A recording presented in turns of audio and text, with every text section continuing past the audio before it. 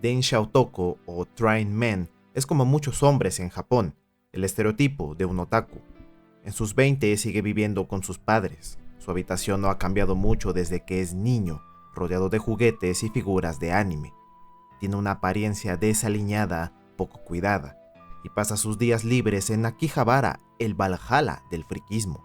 Y más importante aún, nunca ha tenido una novia y sigue siendo virgen. Mientras conocidos suyos pasan su juventud yendo a fiestas y socializando, Train Man pasa en vela la suya frente a una computadora, siendo pionero del fenómeno del internet a principios del 2000. Frecuenta una página que se convertiría en leyenda en el país, 2channel o Ni-Channeru para la pronunciación local, un foro de texto que durante años se convirtió en el refugio para las personas poco hábiles en relacionarse, que luchaban día a día con el estigma social de ser adultos que siguen viendo dibujitos, compran juguetes con sus sueldos y que parece nunca madurar. Pero Train Man, esperanzado de que su vida puede cambiar, sueña todas las noches con tener una historia como las de sus animes favoritos, y que un día se cumplió. Una noche, mientras volvía a casa después de un fructífero día en Akihabara, presencia como en el mismo vagón en el que viaja, una chica está siendo acosada por un hombre en estado de ebriedad, y nuestro protagonista, inspirado en los héroes en los que suele consumir, se levanta para enfrentar a aquel hombre, un estoicismo nunca antes visto. Logra reducirlo y el asalariado en cuestión es arrestado. Cuando termina el calvario, la chica le pide a Train Man su dirección para poder enviarle un obsequio, una cortesía común en Japón. El hombre vuelve a casa, confuso sobre lo que pasó, y decide contárselo a su computadora. Esa noche, lo que parecía una historia más en los foros de Ni-Channeru se convirtió en una que cambió para siempre a Japón. La chica efectivamente cumplió su promesa y le mandaría un par de tazas como agradecimiento por su valentía, junto a su verdadero nombre y teléfono. Train Man, confuso sobre lo que debería hacer, pide consejos en el foro, que para este punto tiene al filo del asiento a todo el mundo. Le aconsejan asearse, comprarse mejor ropa y finalmente llamarla para invitarla a salir. La respuesta de Train Man es: no puedo llamar a una mujer por teléfono, escribiendo al final de la oración un emoticón que simboliza a una persona cayendo de rodillas. Train Man es capaz de compartir sus miedos a un montón de desconocidos en internet, exponiendo su debilidad, y aún así, el subforo decide alentarlo para que pueda ser feliz, a sabiendas que él mismo lleva por nombre Hombres que les dispararon por la espalda, un espacio dedicado para que personas, hombres en su mayoría, escribieran sus frustraciones e intentos infructuosos de encontrar el amor. Los internautas en este foro se llaman a sí mismos hombres veneno, ya que la palabra soltero y veneno son homónimos, escribiéndose de igual manera, Doku. Pasan los días y ya no hay respuesta de Train Man. La historia no solo mantuvo a muchos esperanzados, sino que atrajo una mayor afluencia de mayor usuarios deseosos de la conclusión, misma que no la tendrían hasta un par de días después, cuando por fin se supo el destino del hombre tren. Había logrado invitar a la chica, y no una vez, varias veces. Habían empezado una relación, las historias continúan por meses y finalmente una última noticia sacudió a la desesperanzada población de Ni-Channeru. Train Man le había propuesto matrimonio a su novia y ella había aceptado. El final perfecto para un anime, pero esta vez en la vida real.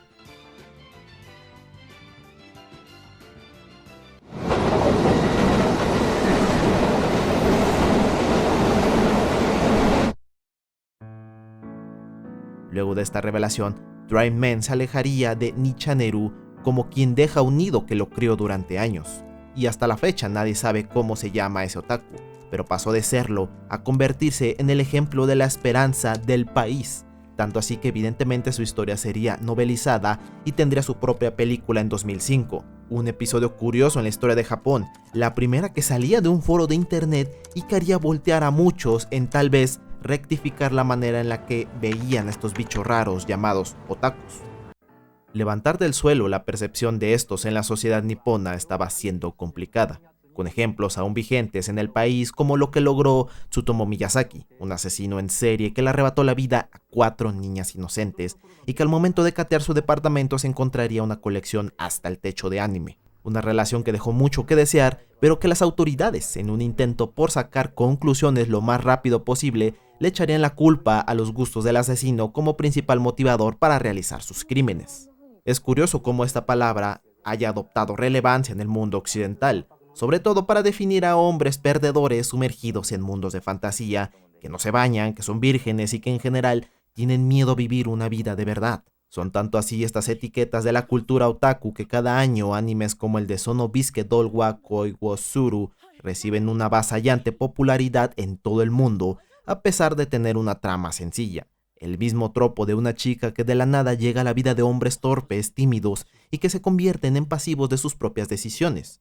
La fantasía de que una mujer guapa, extrovertida y divertida llegue de la nada a cambiarte la vida parece no desvanecerse a tal grado de convertirse en la esperanza de muchos. Ya desde hace años, estudios de animación como Gainax intentaron ofrecer un retrato de este submundo, dándole una vuelta a la hoja sobre la marginación de estos seres. Otaku no Video de 1991 fueron 2 ovas que cuentan la vida de un grupo, como era obvio, fanáticos del manga anime. Kubo es un chico que descubre este mundo gracias a un reencuentro con su viejo conocido del instituto, Tanaka. Su vida parecía de lo más normal, conviviendo con amigos, saliendo con su pareja y teniendo de hobby una actividad bien vista como lo es practicar tenis. Sin embargo, todo esto cambia cuando de a poco se empieza a adentrar en el anime y de a poco las personas que lo rodean lo empiezan a percibir como un bueno para nada que solo pierde su tiempo. Además de la historia, los ovas son aderezados con una serie de entrevistas a otakus de verdad. Está un salaryman que recuerda su juventud en las convenciones, caso contrario con otro entrevistado, un programador que se avergüenza de su pasado como cosplayer, un fanático de las réplicas de armas, un ladrón de acetatos, que explica cómo se mete a los estudios haciéndose pasar por un empleado y luego lo revende a sabiendas de que los otakus los comprarán, aunque sea material robado. Pero también estos segmentos resultan reveladores para comprender a otros fenómenos sociales referentes a esta tribu urbana, si se le puede decir así.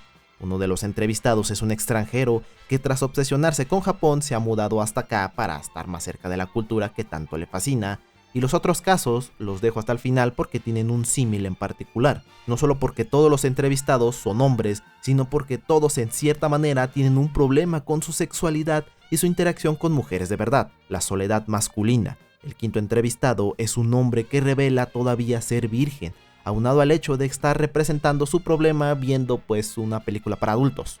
Otro caso representa a un solitario hombre que pasa sus días jugando juegos de rol en su computadora, declarando estar mucho más a gusto interactuando con las chicas de los mismos antes que con una de verdad.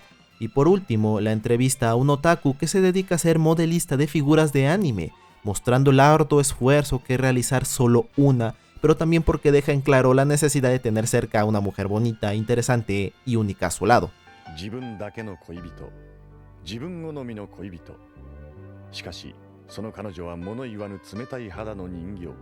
Y a pesar de que hoy en día se sabe que estas entrevistas eran falsas, Gainax supo aprovecharlas para exponer una visión sesgada en el Japón de los 80, que los otakus no eran más que hombres que no querían madurar. Los hombres herbívoros o Soshokukei Danshi es un término que apareció por primera vez en un artículo publicado el 13 de octubre de 2006 por Maki Fukasawa, titulado Guía Ilustrada de Marketing para Hombres Menores de 35 años. En este, la autora relata cómo en una ida en familia a Disneyland se topó a un grupo de hombres, ninguno de ellos con pareja. Una situación atípica si se tomaba en cuenta que lugares como ese eran usualmente frecuentados por parejas jóvenes. Dentro de este artículo, ella los llama de esta manera, hombres herbívoros, y describiéndolos de la siguiente manera. Hombres que, aunque no carecen de vínculos con el romance, no son proactivos y se muestran indiferentes hacia el deseo carnal. O bien, una nueva generación de hombres amables que, en igualdad con las mujeres, pastan juntos como si comieran hierba. Utilizar el adjetivo herbívoro parece haberse tomado como una manera despectiva para describir hombres débiles en la sociedad nipona. Es el contraste de carnívoro, un término asociado a palabras como la ambición, confianza o seguridad. El término se ha vuelto de tal dominio público que las personas no dudan en tachar a hombres tranquilos, caseros y que comparten intereses históricamente asociados a las mujeres como la cocina con hombres herbívoros. En un estudio dentro del artículo llamado No Sex Please, We Are Young Japanese Men, se comprobó que en septiembre del 2010 el 36% de hombres en el país entre 16 y 19 años se percibían de esta manera. Este fenómeno social es visto por el gobierno japonés como una de las principales causas de la tasa baja de natalidad que está experimentando el país, lo que afecta enormemente a la economía de este. Una parte de las generaciones masculinas de ahora en Japón son muy diferentes a sus antepasados. pues las de ahora no quieren trabajar intensamente sacrificando a la familia y a la salud como se hacía en la década de los 70 y 80 principalmente. Estos hombres herbívoros suelen acudir a otras formas de entretenimiento como lo son el anime, la pornografía, videojuegos, entre otros, y tienden a vivir muchos de ellos en la asistencia social del gobierno. Pero esperen, ¿es acaso el entretenimiento una causa de esto en Japón? La respuesta corta es no, aunque sea fácil para muchos seguir echándole la culpa de los males del mundo. Sin embargo, también es menester explicar cómo este medio influye en perpetuar la imagen negativa de sus consumidores como meros escapistas de sus realidades. Por ejemplo, la actual imagen de la mujer con la de muchos animes.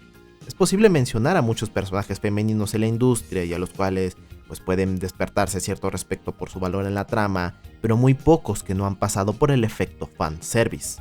Muchos personajes femeninos en el anime funcionan únicamente pensando en el espectador masculino. Intereses amorosos del protagonista, reclamos sexuales como ya he mencionado, y en general completamente dependientes a un hombre de una u otra manera. Pero antes de que me vuelvan a tachar de woke, es evidente que el pueblo japonés también reniega de esto, demostrando a través de una especie de revolución feminista en el país.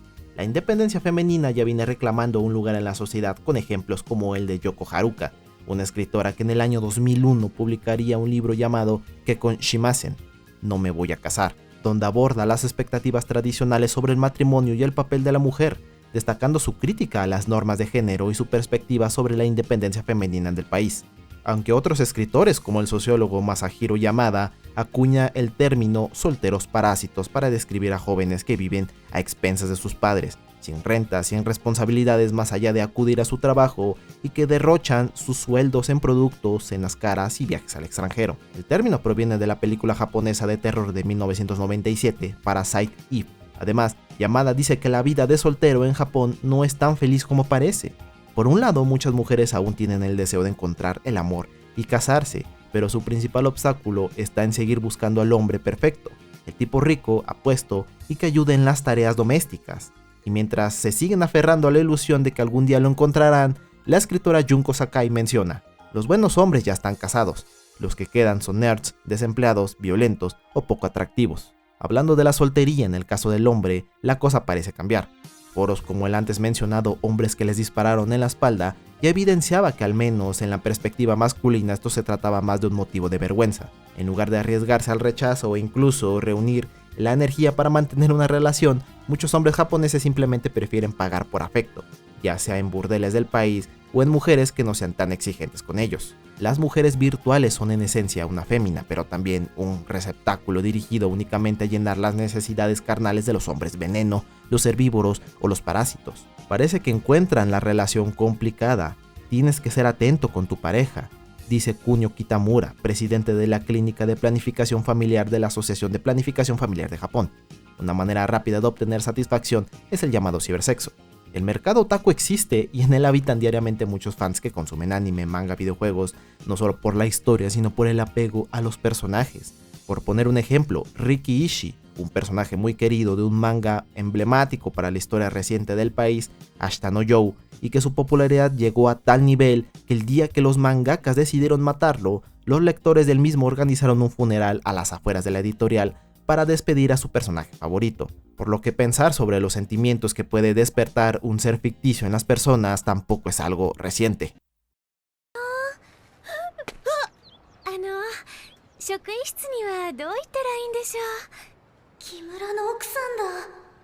Es difícil determinar cómo nace la palabra waifu en el lenguaje cotidiano, pero al igual que otaku, se popularizó gracias al internet.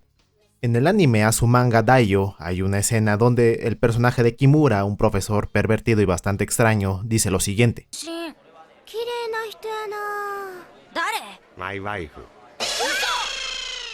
El intento por decir la palabra wife, esposa en inglés, pero con un acento japonés, convirtió rápidamente a esta palabra en una muy popular, sobre todo en foros como 4chan o Something Awful. La palabra comenzaría a convertirse en una propia del lenguaje occidental, que incluso en los fansubs de este episodio se conserva el término como waifu sin traducir porque simplemente es gracioso. Con el tiempo la palabra dejaría de usarse solo para referenciar esta escena y empezaría a utilizarse en tonos mucho más serios.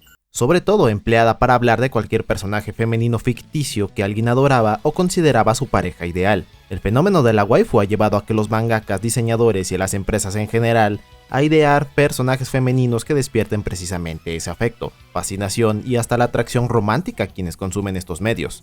Y a pesar de que hoy en día ese fenómeno persista a tal grado de que todos bromeamos con tener una waifu, el mundo no deja de seguir viendo raro a algunas personas que llevan su almohadita de mona china a todos lados, porque sí, solo atacan lo superficial de lo que eso significa.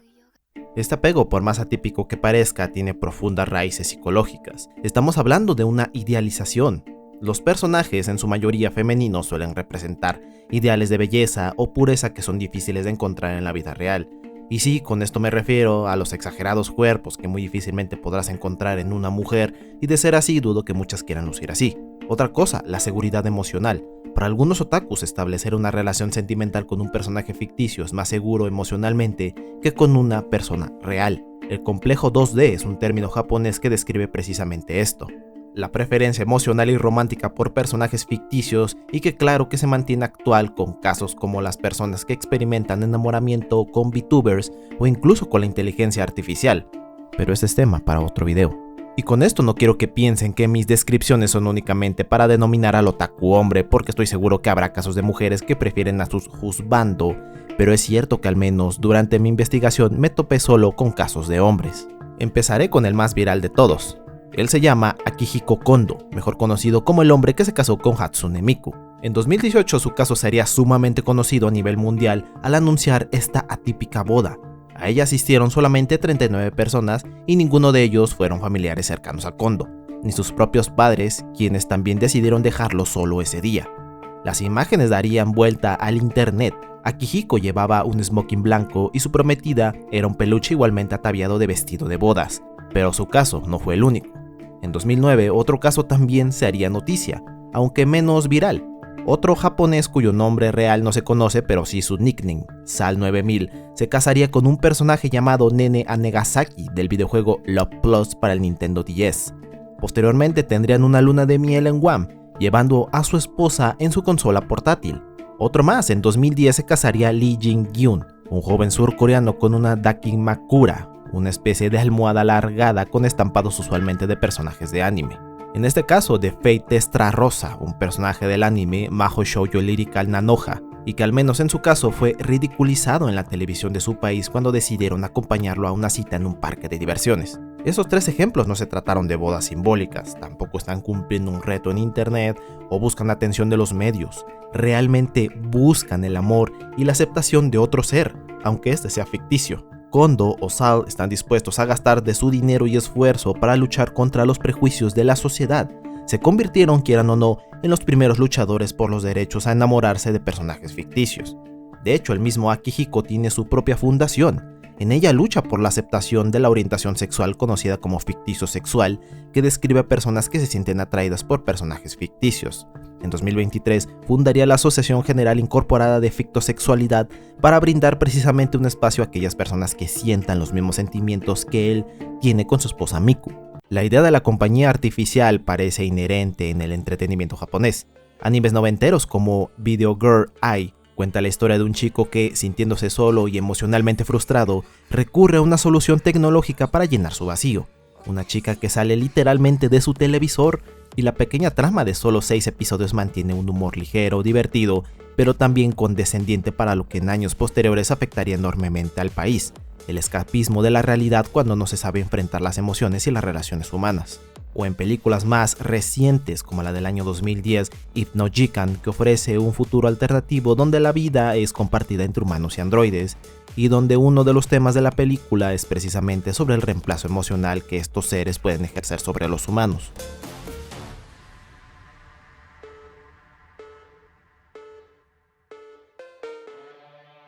Saben, hace poco vi la película Lars and Real Girl, y debo admitir que fue de aquí donde saqué la inspiración para este video. Para los que no la han visto, tampoco los voy a privar de verla, háganlo si así lo desean, pero su argumento me dejó sumamente pensativo. La cinta cuenta la vida de Lars, un solitario hombre en algún pueblo montañoso de los Estados Unidos que, al ser incapaz de conectar con las personas, ni mucho menos encontrar a alguien con quien quiera hacer una vida, recurre a comprar una muñeca tamaño real por internet a la que llama Bianca. Es a partir de este momento donde veremos la interacción entre ambos, una premisa que en un principio me causó morbo acerca de cómo llevarían la trama, y por un momento creí que se usaría un aire perturbador, atípico y dejado en claro que Lars es solo un raro que no merece tener a nadie cerca. Pero en lugar de eso, me encuentro un relato donde en ningún momento se le trata de enfermo. Es evidente que Lars no tiene un comportamiento normal, pero no por ello significa que se le deba privar de la interacción con otras personas, ni las oportunidades de atender su problema. La primera persona en entenderlo es su psicóloga, quien exhorta al resto del pueblo a seguir el cuento de que Lars está teniendo una relación de verdad. Esta cinta es una sobre la empatía, sobre entender a los demás, y que quizás el depósito de tus propios sentimientos hacia un objeto inanimado solo se trata de una fase de la vida a la que debe respetarse.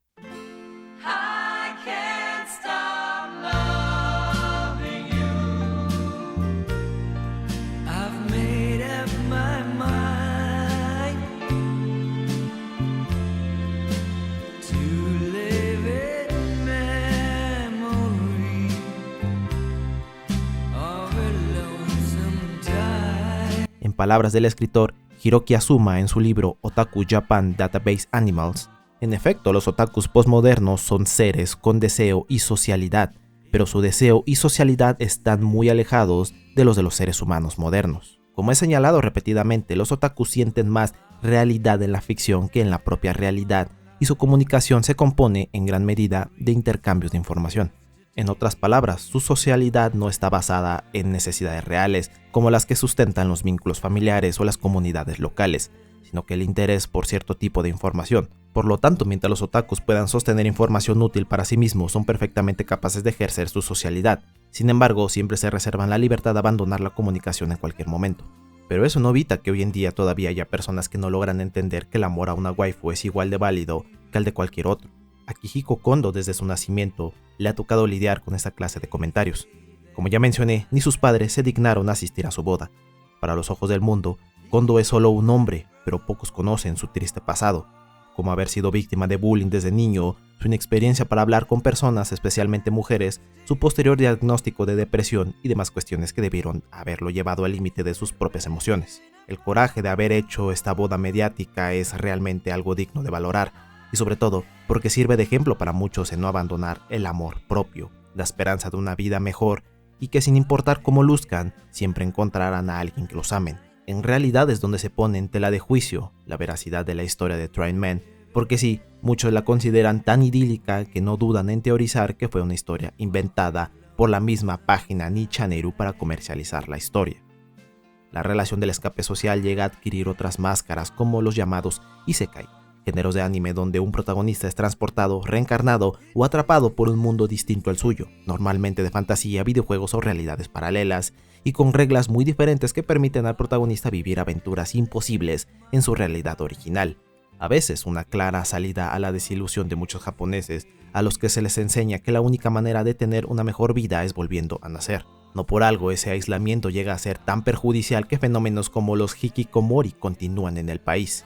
Aunque está claro que estas problemáticas sociales no solo están presentes en Japón. Este caso intentaré contarlo con el mayor respeto que se merece. Taylor Gamboa Ronis, como muchos chicos en el 2000, creció fascinado por el fenómeno del anime en la televisión pública de su país. Taylor fue descrito por quienes lo conocieron como un chico retraído y callado, alguien que no tenía grandes relaciones sociales más allá de su familia y pasaba sus días encerrado en su habitación viendo anime. Su gusto por este medio lo llevaría a obsesionarse por uno en especial, Sora no Toshimono, y más en específico con una de sus protagonistas, Icarus, una chica pelirrosa con el escote abierto y una actitud muy parecida a la de Taylor, tranquila y tímida. Su amor por este personaje le obsesionó.